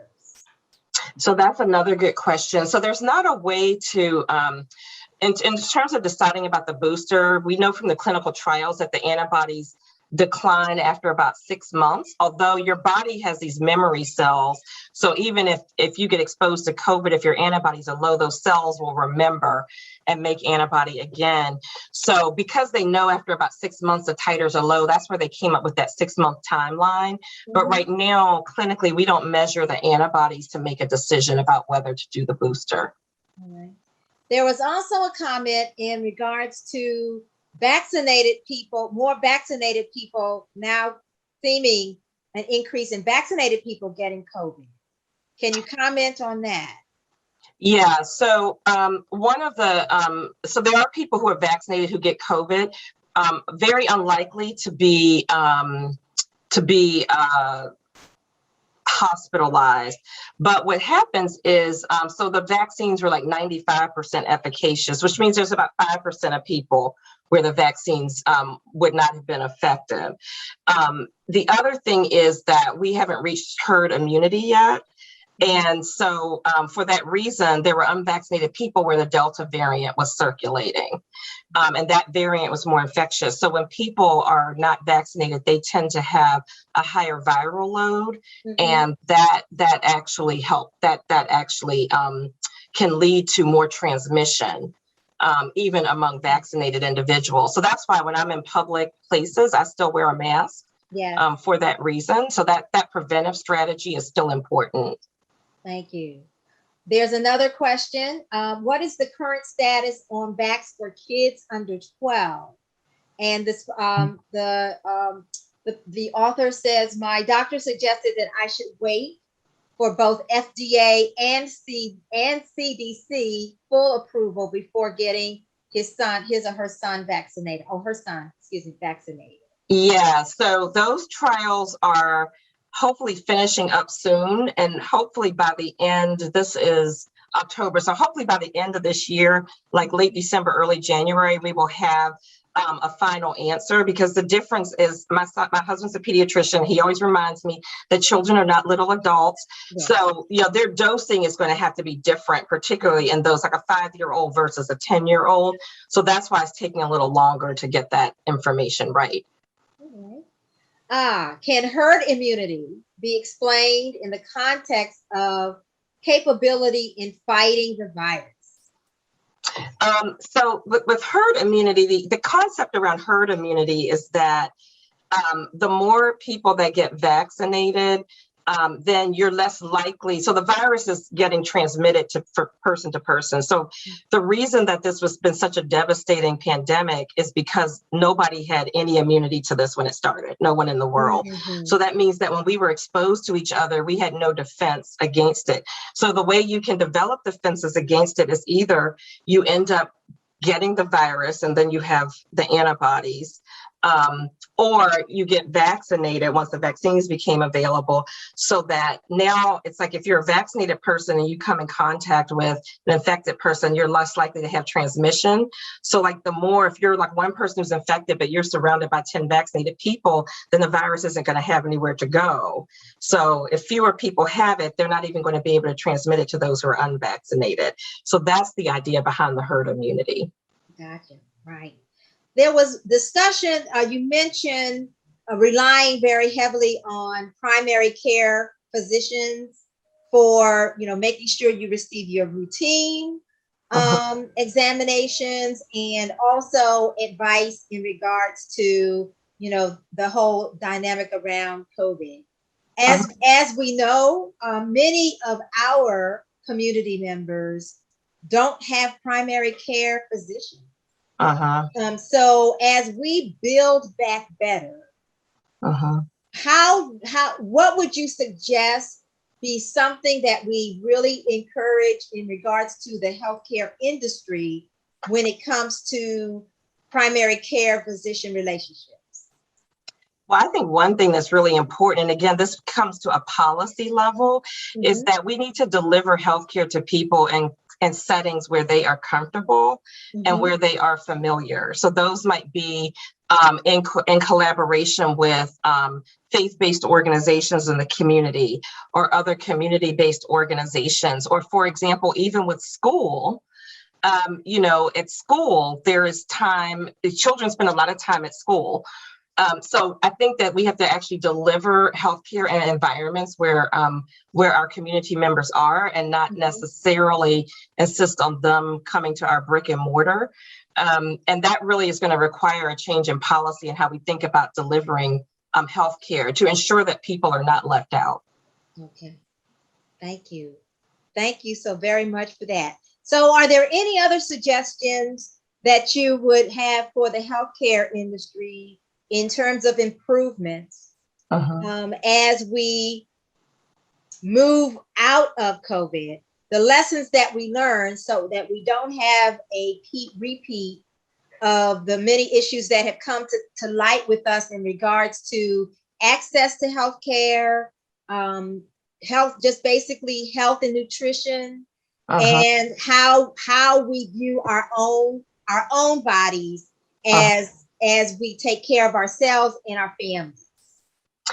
So, what I would say, so as a Black physician, I don't want to see us go back to doing things the way that we did them, because that did not work. So one of the things we have to do is leverage the experiences we've learned from COVID and how we've done testing in the community, and how we've delivered meals and vaccines and masks and all of those things, and use that for diabetes care, heart disease care, moving forward, so we don't go backwards. And like, there's a pandemic, I call this my favorite pandemic quote, but it says nothing should go back to normal. Someone sent this to me in April of 2020. Nothing should go back to normal. Normal wasn't working. If we go back to the way things were, we will have lost the lesson. May we rise up and do better. And, there are, I will say, and I can appreciate that, the healthcare system has violated the trust of African Americans. It has. Not just African Americans, Latinos, people with intellectual and physical disabilities. But at the same time, as we think about the pandemic and the things that have happened, if we don't arm ourselves with the information to make the informed decisions for our healthcare, then we'll end up in distress going back to that healthcare system we don't trust, where we have less control over what happens to us. So it's better to be advocating for yourself on the prevention side than on the other side. And there are allies. One of the reasons that, I was doing diabetes clinical care and research for 25 years. And the reason I switched to my current role is because there are not enough Black doctors, not enough Latinx and Indigenous doctors, and we need to diversify our biomedical workforce if we're going to make a difference. And that's why I felt called to change my passion. Thank you. Thank you so much for that answer. That capsulizes so much in regards to how we can, as said, build back better, make things better. Is there anything else you'd like to say in closing? Perhaps I would say in closing, I've been sort of, monitoring, the chat, and, I can appreciate people's concerns about balance. I will tell you that it's been a little harder for me to be as balanced, because I talked about the things we can't unsee in the pandemic. So I just want you to appreciate where I'm coming from. In March of this past year, my best friend's husband died unexpectedly from COVID-19. He had not been able to receive the vaccine yet. And what was so ironic is 3 months prior to that, he had just retired from the DC police force. We all grew up in church together, ushering together. And I prayed for him through 9/11, through snowstorms, through all of these things, praying that he wouldn't get killed in the line of duty. And he survived that to die from COVID-19. So what I can't unsee is my best friend's tears at the gravesite when we couldn't get her to leave the casket.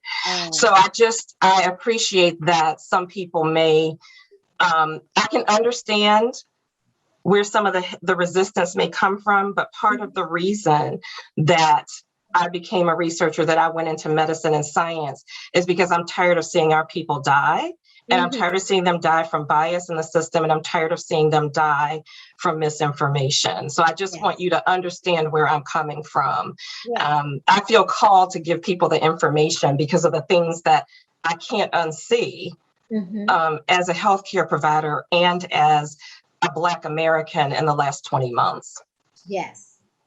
And we so much appreciate for all of our presenters. We wanted them to bring their passion to this discussion. Sure. And understand there may be different opinions out there on all of the topics that we covered. For tonight, we wanted to hear from those that we felt people maybe hadn't heard from, and know that we have some very strong African American experts out there that we should really appreciate and be thankful for and rely on when it comes to the spirit of the African American family. So we want to really thank at this point. We're about. Cheryl, there is a question that's in the chat that I don't believe was answered. And this is for Dr. Golden. If a patient clearly has an allergic reaction for all vaccines, I have a friend who cannot take any vaccines, and this question is here, then what alternative therapies are there? Or just mitigation safety protocols?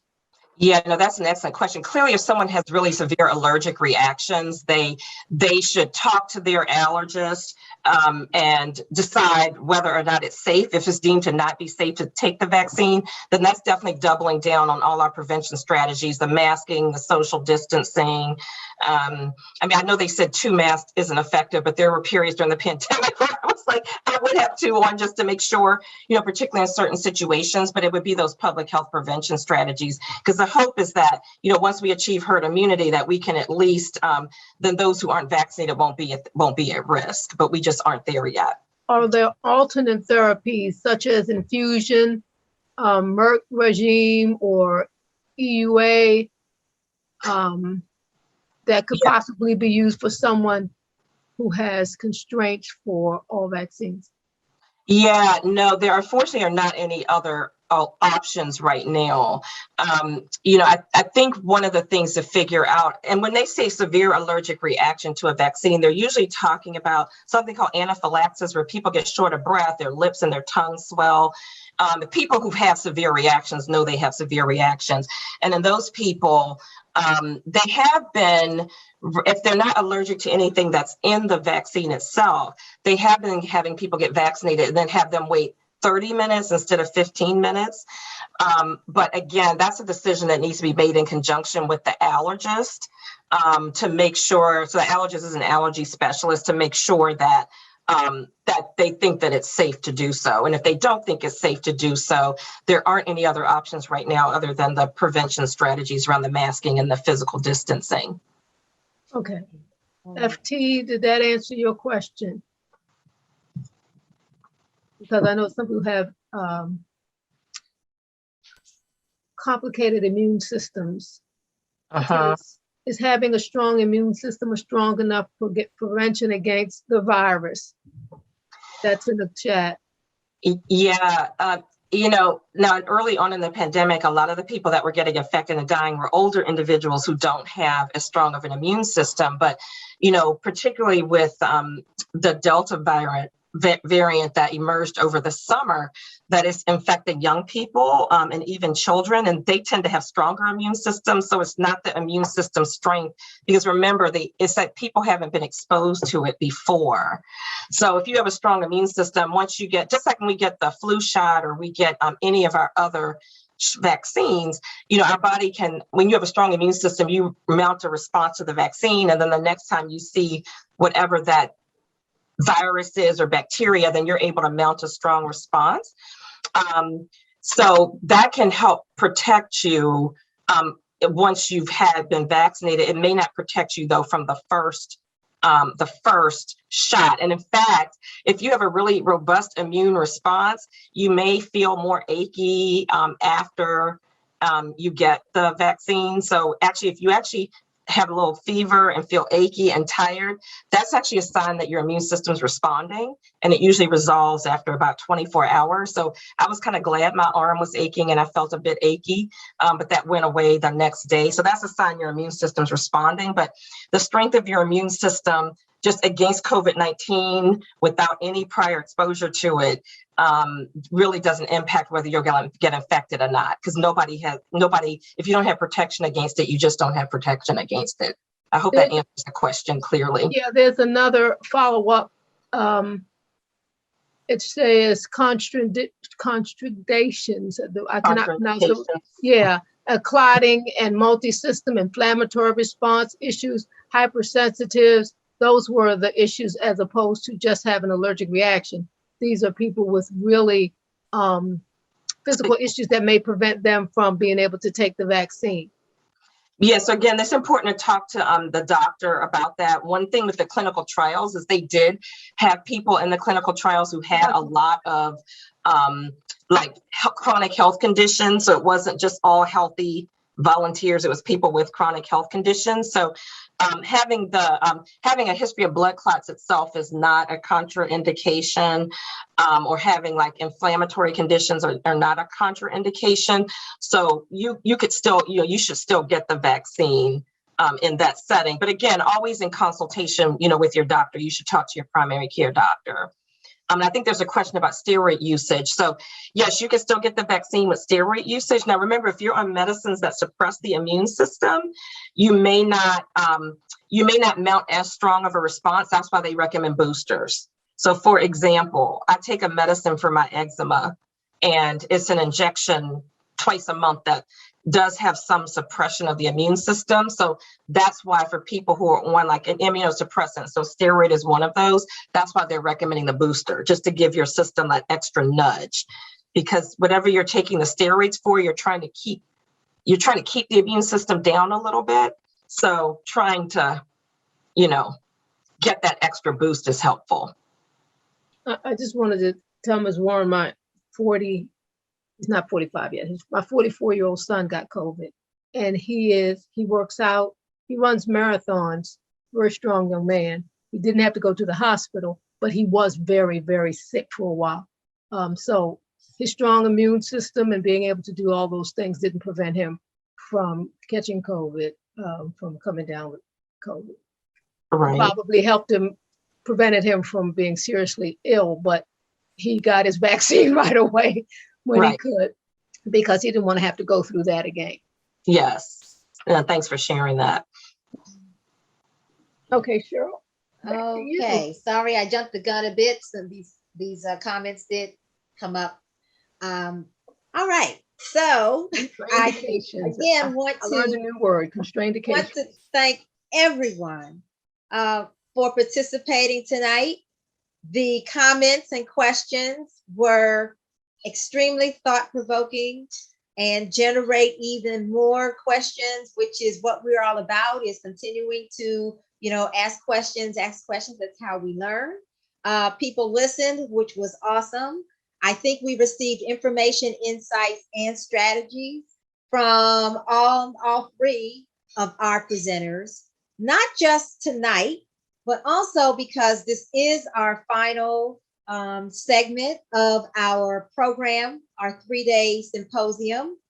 I want to thank everyone for all of the work that they have done. And I would like to make sure that we leave on a high note. I know there's some housekeeping things that I have to do, but I want to make sure before, not to miss this. This is our candle of hope. And the thing about our candle of hope is that it says to us, even with all of the trials and tribulations that we have, we know there are other challenges that are coming. We, as a strong, spirited African-American people, know this is not anything that is a surprise to us. We've endured, we persevere, and with hope, we will continue to do so with the strategies, with the compassion, with the knowledge, and with the ability to listen and learn. So I want to thank all of you for participating, everyone who has helped us with our entire symposium, leaving on the sign of hope, because we know we need the strength to carry on. So that's my overall applause for everyone. And we do have a few housekeeping items. Is this Janice? Yes, there was another question that was missed in the chat, Dr. Golden, as I was scrolling through. Okay, I'm sorry. It was asking Dr. Golden about DNA. What does Dr. Golden think of DNA genetics testing as related to health? For example, this person is contemplating having DNA tests that checks his overall health status. Is this wise or medically ruthless? I'm saying he, but it, you know, yeah, Leonard. I had to mention the controversy with DNA tests. So I'm sorry to cut you off in the middle of that beautiful closing, Cheryl, but no, that's I didn't want anybody's question to be left unanswered. Right. It's important. It was an important question. It depends upon what the genetic testing is for, because sometimes they can find something that's abnormal on a DNA test, and it may or may not lead to disease, because sometimes you can find something abnormal and you don't know if it's going to lead to a disease. The only time I think genetic testing is useful is, say, for example, there's a history of breast cancer that runs in the, I'm just giving this as one example, a history of breast cancer that runs in the family, and most of the women were diagnosed, you know, young, before the age of 50. That's typically related to some type of genetic mutation, and they can test the younger women in that family and figure out, do they have that gene? Because they might choose to just preemptively have a mastectomy to prevent that. But again, it's like, what are you going to do with the information? And is there a treatment that, if the genetic test identifies something abnormal, that we can actually intervene and do something to prevent a bad outcome? Because if the answer is no, I think just doing genetic testing without having that context in mind could potentially do more harm than good. So I think it's only recommended for very specific disease situations, especially when they seem to run in families. Thank you. And again, that was a very important question. So as said, we do things whatever order it happens to be. So that's all great. The closing is still great in terms of thanking everyone. I know that we also want to make sure that do we have the survey for people? I'm asking my colleagues. Is the survey ready tonight, or are we going to have it available for people later? Chanel. I believe it was going out later. All right. All righty. So I've been getting the nod that you will receive a survey. Please fill it out for us so that we can make sure that we are meeting your needs and any suggestions that you have on how we can improve. And at the same time, give us those kudos for what we did right. So we will continue to do those things right as well. So we also want to make sure, as Commissioner Green had spoken earlier, about donations. And so is there, Commissioner Green, is there a particular email people should go to, or should we just send them all to the Banneker-Douglass site that's in the chat? That's in the chat, bdmmuseum.maryland.gov. You will see a listing of our programs. Eventually, the slides from all three programs, from all three presenters, will be, the link to those will be available. Just give us time to put them up.